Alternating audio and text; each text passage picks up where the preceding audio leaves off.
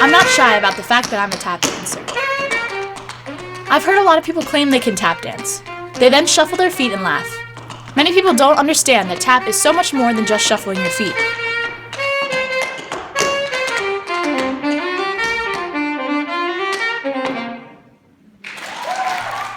Tap originated in the US as a fusion of multiple different cultures' percussive dances, such as tribal dances, clogs, and jigs. In the 1920s, tap as it is known today began to emerge, and was prominent in vaudeville shows and nightclubs.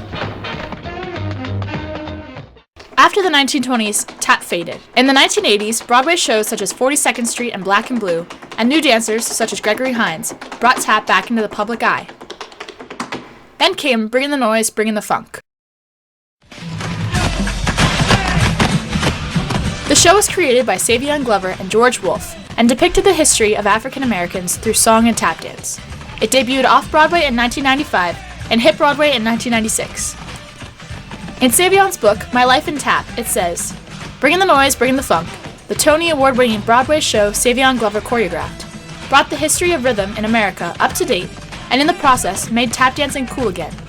Almost all by himself, Savion has reawakened an art form." This clip is from when one of the songs from the show, Taxi, was performed on the Tony Awards.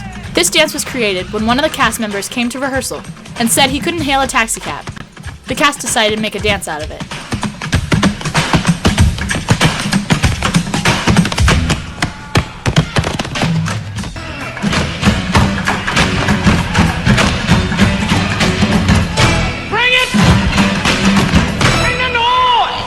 When I was at DC Tap Fest this year, I had the opportunity to interview Derek Grant, another cast member from the show.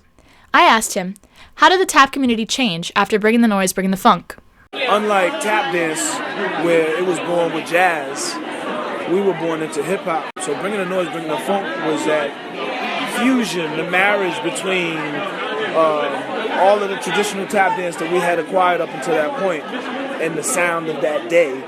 Our instinct was to rage against the machine. And we tried very hard to break all of them, to break all the rules, all the molds, and to restructure what we felt like tap dance should be. We've always struggled as tap dancers to appeal to a younger audience.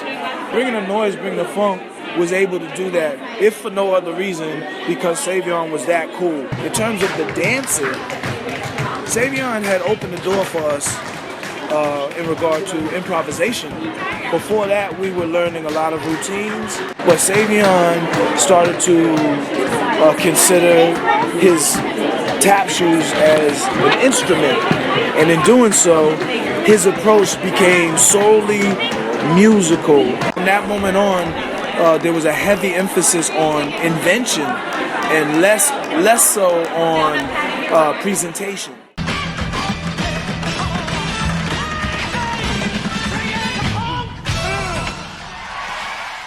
I think today, as a result of Noise Funk, we are very balanced dancers. So any dancers who have come after us, we stressed like both musical invention, but also presentation. Tap has not faded since it was brought into the spotlight with Bringin' the Noise, Bringin' the Funk. There are so many events and festivals that bring tap dancers close and allow us to share our passion for tap. Tap dancers are spreading awareness of the regrowth of the art form. The Syncopated Ladies are currently an internet sensation, which is great for the tap community. Jimmy Slide said, "Right now, where we've taken tap, we got to keep it there. Keep it in the public eye, keep it seen, keep it on TV, keep it on stage, keep something happening for the dance." Thanks to Bringin' the Noise, Bringin' the Funk, the future of tap dance includes me. In fact, it includes everyone. 1.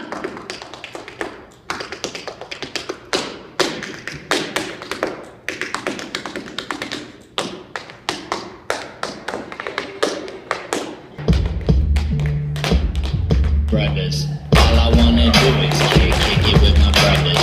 Kick it with Go!